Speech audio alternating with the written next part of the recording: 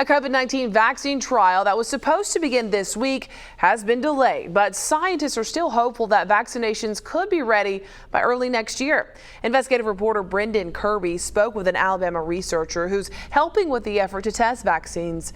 Brendan, how much longer are we going to have to wait? Shelby, January is a plausible target, but the Moderna delay is an indication of just how many things can slow progress.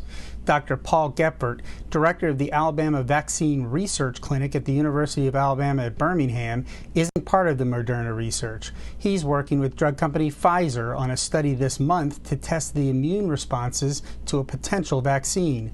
Next month, he'll work with AstraZeneca on a clinical trial to determine if another vaccine is effective.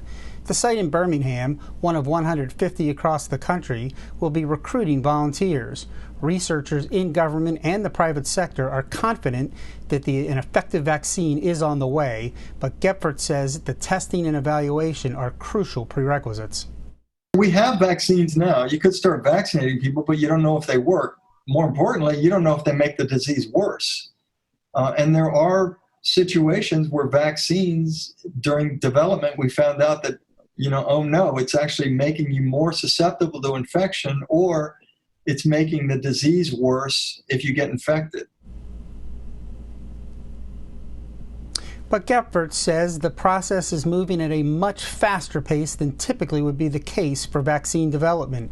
He's working with the private drug companies as part of a government program called Operation Warp Speed, which aims to deliver vaccines as fast as possible.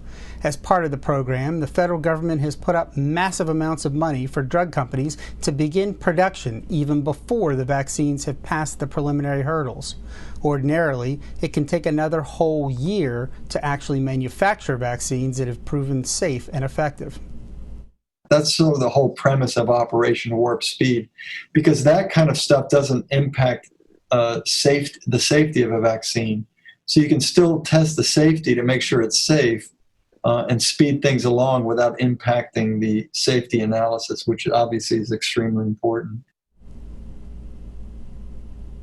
When a vaccine is ready to launch, Gephardt says it likely will be distributed in stages, beginning with the people who are at the highest risk. Reporting live for Fox 10 News, this is Brendan Kirby.